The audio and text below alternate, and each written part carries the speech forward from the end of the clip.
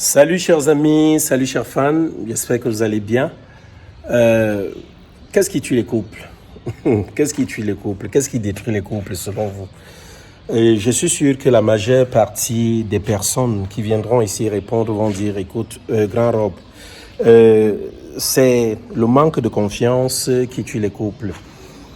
Mais je ne dirais pas non, je ne dirais pas non à ce manque de confiance-là parce que, bon, habituellement, quand une personne qui est en couple avec l'autre se sent, euh, voilà, sans que l'autre ne lui fait pas confiance, ça détruit habituellement les relations, ça c'est évident. Mais plus loin, je voudrais qu'on s'arrête aujourd'hui sur quelque chose qui détruit beaucoup les couples, beaucoup, qui détruit, je dirais même qui détruit plus que le manque de confiance. Il s'agit de quoi ici? Pour moi, il s'agit de la violence. Voyez-vous, une femme peut supporter un homme qui lui manque de confiance, qui lui manque de confiance, ainsi qu'un homme même peut supporter une femme qui ne lui fait pas confiance. Se disant peut-être avec le temps, ça changera. Parce que, la personne peut te promettre que non, voilà, je ne reprendrai pas, je vais tout faire pour que tout aille pour le mieux et tout. Mais en toute honnêteté, il faut noter ici que il est difficile dans une relation, surtout quand on a une personne qui est violente à nos côtés, de pouvoir progresser dans la relation. Voyez-vous, imaginez un seul instant un homme ou une femme qui passe le temps à frapper sur son conjoint, parce que je parle beaucoup plus ici, en dehors des violences, quand on pourra parler des violences morales, je parle des violences physiques. Imaginez-vous, vous avez à vos côtés un mec ou alors une fille qui est super entraînée et qui passe le temps comme ça à vous taper dessus tout le temps, à vous battre, à vous bastonner. Vous n'avez pas la parole. Chaque fois que vous voulez prononcer un mot, chaque fois que vous voulez donner votre avis, vous ne pouvez pas le faire. Pourquoi? Parce que vous êtes frustré, vous êtes traumatisé, vous avez peur que l'autre va se révolter et va finir par vous frapper. Alors, je voudrais que les uns et les autres comprennent une chose. Être en couple, parce que ce qui crée la violence le plus souvent, c'est le fait de vouloir emprisonner l'autre, le fait de vouloir privatiser l'autre, le fait de vouloir embrigader l'autre, le fait de vouloir l'autre, de vouloir esclavagiser, je veux dire l'autre, le fait de vouloir faire de l'autre notre propriété. Voyez-vous, le fait d'être dans une relation ne doit pas nous faire perdre de vue que nous sommes d'abord des personnes libres. Des personnes libres dans la mesure où chacun ici peut, n'est-ce pas, tu es en couple, c'est pas le fait d'être en couple qui doit faire en sorte que si tu veux peut-être sortir t'amuser, que tu ne le fasses pas, si tu veux peut-être, sortir te balader, que tu ne le fasses pas, non. Quand un couple, la majeure partie des couples qui réussissent, ce sont ces couples-là qui ont compris que l'autre est notre partenaire de vie et non notre chien ou notre chienne de vie.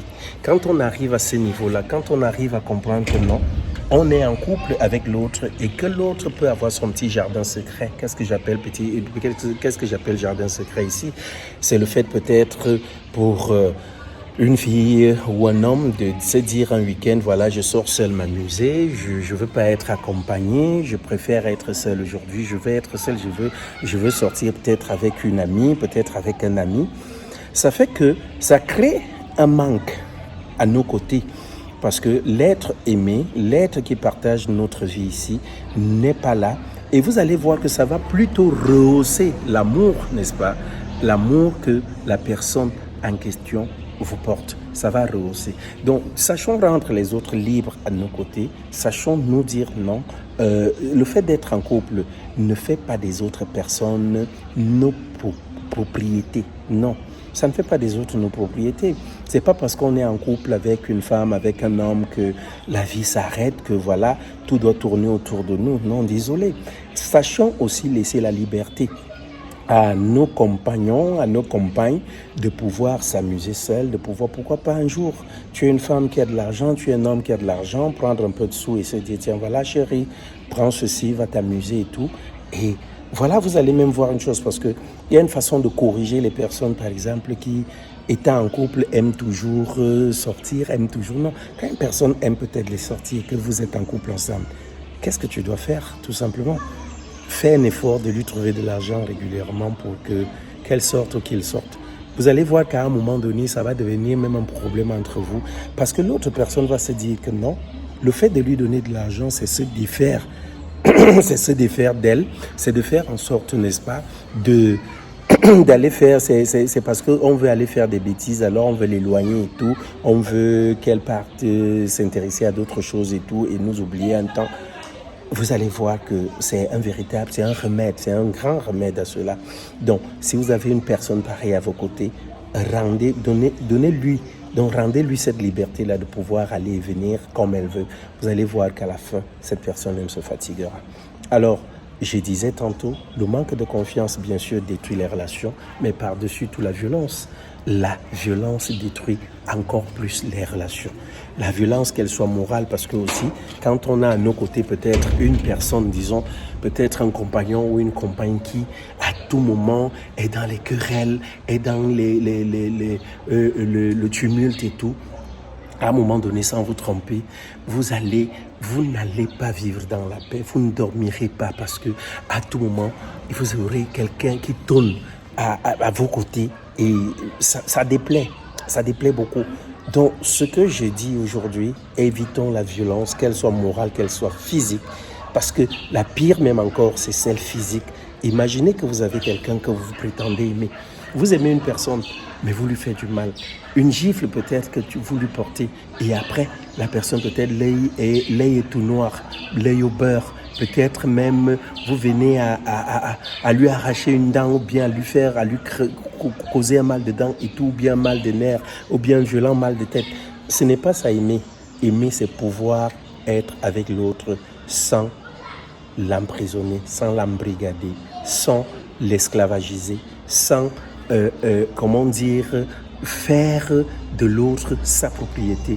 Aimer, c'est aussi rendre l'autre libre de pouvoir se mouvoir et faire ce qu'il veut, ce qu'elle veut, tout en gardant à l'esprit qu'il ou elle est en couple. Parce que ce que vous ne savez peut-être pas est que c'est pas le fait d'être toujours à côté d'une personne, de votre conjoint, de votre conjointe, qui fera que la personne soit fidèle. Non, la fidélité est d'abord personnelle, elle est individuelle.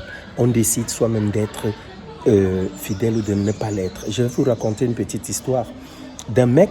Il s'agit d'un mec qui tout le temps était jaloux et collait sa copine au point où, il disait toujours à ses amis, ma copine ne peut pas me tromper et tout. Il avait rencontré cette fille en boîte dans la vie. C'était une fille de joie, c'est une fille qui menait sa vie, mais elle avait décidé de tout arrêter, de vivre avec lui. Mais le mec, maintenant, tellement il était collant, ils étaient donc allés en boîte de nuit, arrivé en boîte. Le gars était toujours, quand la fille va aller peut-être faire pipi et tout, il est toujours derrière et tout, il a culbute et tout, il est toujours là, il a pistonne et tout. La fille se sentait vraiment très mal. Et dans la salle, il y a un mec qui s'est intéressé à la fille. Et c'était quelqu'un à qui on avait dit, voilà, cette meuf, elle avait déjà laissé cette vie. Mais pour faire du mal à son homme, parce qu'elle était outrée, le mec a proposé 100 000 francs au videur. Le videur qui lui parlait avec la fille parce que ça ne dérangeait pas le mec, il savait que non, ce sont les gars de la salle et tout. Et le videur a pu le dire à la fille, lui signaler que voilà, le mec propose tant. Voilà. La fille lui a dit, ok, j'accepte. Qu'est-ce qu'on fait? Le vigile a dit, ok, donc je veux dire les portiers, le vigile des toilettes. Il lui a dit, tiens, voilà, tu me donnes combien? Il lui dit, tu as 10%. Il dit, non, 20%. Il a dit, ok, il n'y a pas de problème. Prends les 100 000, tu retires tes 20 000, tu me glisses mes 80 000. Mais qu'est-ce qu'on fait? Il dit, ok, nous allons faire simple. Tu vois, il y a les toilettes. Les toilettes là-bas, il y a un côté féminin, un côté masculin. Alors, je vais prendre le mec, je vais l'enfermer dans les toilettes féminines, dans une toilette féminine, et puis voilà, ton mec, même s'il vient t'accompagner, toi tu vas rentrer, et puis tu feras ce que tu as fait, et tu vas repartir. Elle dit, mais il va vouloir entrer, il dit, non, je suis là, les hommes n'entrent pas dans les toilettes de femmes. Et c'est ce qu'il s'était passé.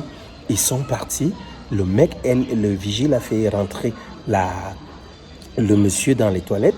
La fille est venue, elle a prétendu avoir un vilain mal de ventre et tout. Et puis, le mec a dit, allons, je t'accompagne. Il est parti. Quand il voulait évidemment passer pour aller dans les toilettes avec la fille, le mec lui a dit, mais non, tu ne peux pas, désolé, ici ce sont les toilettes féminines. Et c'est comme ça que le mec est resté là pendant plus de 10 minutes, sachant que sa femme a mal au ventre alors qu'on la prenait dans les toilettes. Ça, c'était quoi? C'était dû à un manque de confiance, c'est vrai. Et parce qu'il pensait, ça aussi plus loin, il pensait peut-être surveiller cette femme. C'est pour dire quoi? On ne surveille pas l'autre. Quand quelqu'un est en couple, il est en couple volontairement. Et s'il advient un jour que la personne décide de quitter, de tromper l'autre, l'autre ne saura même pas. L'autre va se dire non, j'ai les yeux sur lui ou sur elle et tout. Non, c'est un problème de confiance et de conscience personnelle. La conscience, votre conscience, si elle vous dit d'être fidèle, vous serez fidèle. Mais si elle vous dit je trahis, vous allez trahir.